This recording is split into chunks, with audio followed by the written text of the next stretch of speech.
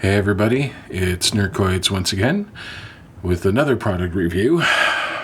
Been doing a lot of them lately, and this one is another one of my, pardon joy, it's probably my second favorite instrument after my purple telly, and it's based on another Fender design, although this one is actually more of an official Fender. It is, and I've actually showed it in a few videos beforehand. Yes, I'm talking about my Squier vintage modified 70s jazz bass, and it's with a maple fretboard on a maple neck. It's a two-piece, although they did a pretty good job. You have to look real close to see. So it's going to focus up. You might be able to see the seam right there where the binding ends. Yeah. Although they did a pretty good job of matching it up. And it's a two-piece maple. It's right down the middle. They did a pretty good job matching up the grain, so it looks like a one-piece. You can really see it's a two-piece when you look on the back. That's where it's more evident there. Although in this light it really highlights it, but in regular light you don't see it. And of course you'll see it right there at the heel. Chances are these two pieces of wood, excuse me, these two pieces of wood are probably from the same tree though, because the grain looks very similar on both ends. Beautiful neck. It has a heavily, well, not lacquered, but it's a high gloss neck just like the rest of the body. And of course you have your standard tuners that you find on most Squiers bass guitars. They're perfectly good, perfectly serviceable, they hold tune. And of course, as you probably know, I'm going to do an audio demo of this. It's going to be clean, just with a little bit of compression, just to bring the level up a little. And you'll see it sounds absolutely great. I have this on this flat wounds. These are GHS precision flat wounds. They're 45 to 105s. Which are usually the ideal medium gauge for jazz and precision, and they're perfect on this bass. These are Fender designed pickups, although I think that they are probably the same type of pickups that Guitar Fetish sells. They have cloth leads on them, and of course you have your typical jazz bass control plate. Which, by the way, leads me to the only criticism I have about this particular bass is the tone pot. I originally thought that it was the capacitor that was the problem, but it turns out that it's actually the tone pot. The tone works, but it acts more like a switch. Like it'll be 100%, 100% until you get about the last third, and then suddenly the tone is off. Now, for somebody like me who's still learning this instrument and who at most is probably just going to record with it, like it's not an instrument I'm going to gig with, it's no big deal. I can emulate a tone control, on my computer with an EQ setting, or I can do it on an input mixer if I really wanted to, and I can get some sort of a tone control on my little Behringer mixer.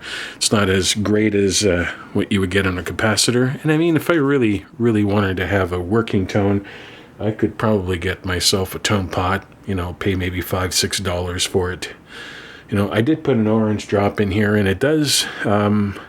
the tone roll-off does sound more musical than the original capacitor that was in there. So, in a way, it is improved. I mean, it's the only modification I've done to this instrument since having it since last September. I love this instrument. It sounds great. You're going to hear it yourself. I definitely would recommend this bass, this particular model, to left-handers like me, simply because we don't have a lot of choice in terms of left-handed, especially of the Fender variety. Like right now, affordable, that is, because right now the cheapest Fender type instrument we can get for us left-handeds that are like precision basses are like made in Mexico precision basses. They don't have any Squier left-handed ones. The only Squier left-handed basses they have right now are jazz basses like this. There's this one, and there's the one that's three-tone sunburst and basswood with tortoiseshell pickguard, which is the one I originally wanted to get. But the person that sold this to me, Jimmy, from Jimmy's Music here in Montreal, in NDG, he said, go for the all-maple one. Not just because it's $30 more expensive, but it's better built than the one that's made out of basswood and has the three-tone sunburst and whatnot. And I have to say, I at first thought that this bass was not going to have a lot of deep-end response to it, and as you'll see in the video, there's plenty of it. Anyway, I don't want to make this video go on too long, so we're going to get right to the demonstration. If you have any comments and questions, you know what to do. Put them below. Oh, and before I do go, shout out to Rumbling Man. How you doing, Rumbling Man? I watch his videos. He does a pretty good job of explaining the different type of bass guitars that he has. He's got like a Gibson Ripper. He's got a Squier Precision bass. Beautiful bass, by the way. And he even has a 5-string Squier Affinity Jazz bass. Oh, and one more thing I want to say before I go. These jazz basses, a vintage modified series, most of them are made in Indonesia by a company called Court, which you may have probably seen. You know, a lot of metal bands use their instruments and whatnot for their designs. Well, they're the ones that make these instruments, and I have to say, I'm very impressed with it. I got this instrument mostly to learn on, but from what I've been reading around on the web and seeing demonstrations, this kind of instrument is just as good as a Fender. Anyway, enjoy the video. Well, hello there. Once again, Nercoids with another product review. This time, of course, it's the vintage modified 70s jazz bass from Squier. This is probably my second favorite guitar. It surpassed the VB01, the Spock bass. It's my go-to instrument, although I have been working on both the Rosa and Spock lately, so I haven't really had a lot of chance to play around with this one. So we're going to get right into it. So here we go, fingerstyle, both pickups on, tone all the way up. In fact, I'm not going to touch the tone for the aforementioned reasons in the intro. And all I'm using right now is just a limiter to come in. It brings it up by about 6 dB. And all you're hearing is just pure pickups and pure strings. It's in a standard tuning of E to G, I believe. Yeah, EADG, yes. And I'm using GHS Precision flat wound strings. I absolutely love these babies. They're extremely smooth to touch, and they sound very smooth too. As you can hear. And play a little ditty for you.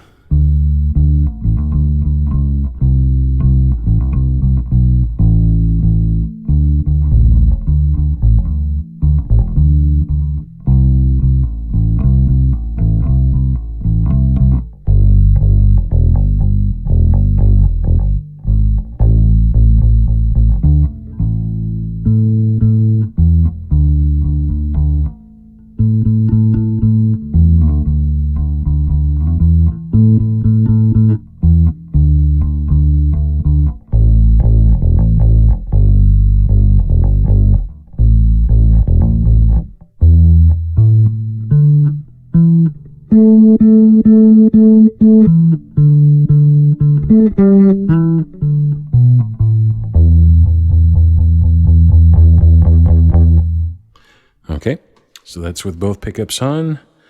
Now I'm going to take neck pickup or the middle pickup off, and it's just going to be the rear pickup, bridge one.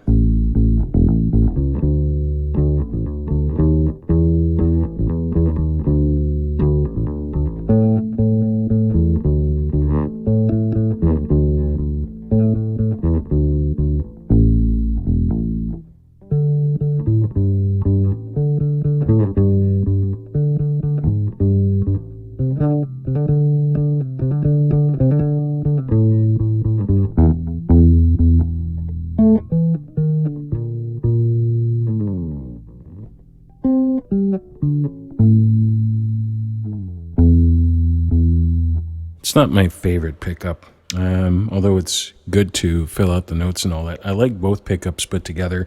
I find, especially when I play it up here near the edge of the fretboard, of the neck here, the fretboard, I'm able to get a nice punchy sound that sounds pretty close to what a P-bass sounds like. In fact, that was one of my fears when I opted to buy this thing. I thought, I'm not going to be able to get that deep, classic, vintage thump that I really wanted to learn how to play. And with this bass, I can get it, not a problem. Anyway, speaking of thump, now we're going to do the neck pickup.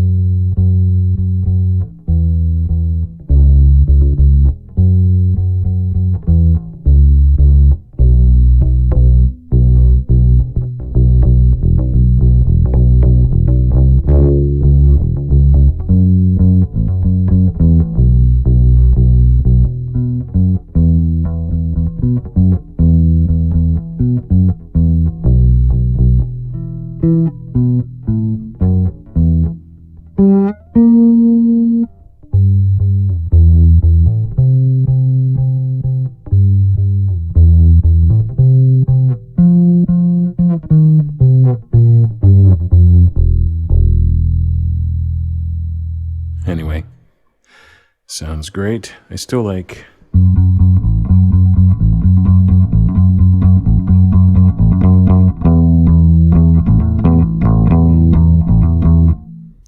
both pickups together. Now, to the classic thing is to put the foam right at the bridge. Trick is to put it right at the bridge, as close as possible, because otherwise if you put it too out, it'll mute it too much and also bring it out of tune. It'll screw up the intonation a bit too much. And you don't want to do that. You just want to be able to deaden. Because even though these are flat wound strings and they're about as smooth as you can get, still get some of those overtones that are less than nice to deal with. But with a little foam, this is what you get.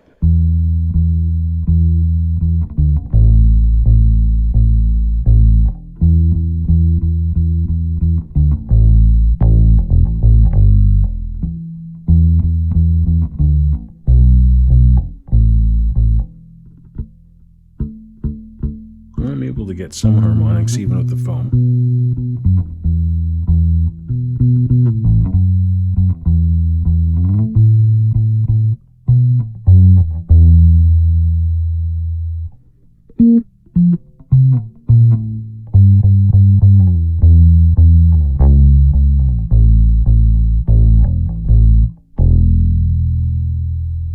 I love that. All right. Now to use a pick.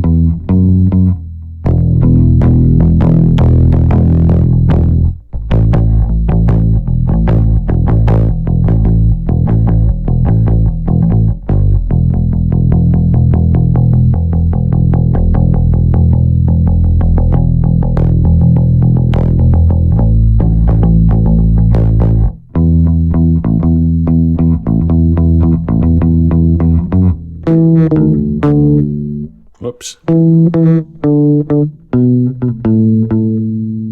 we're going to turn this pickup down.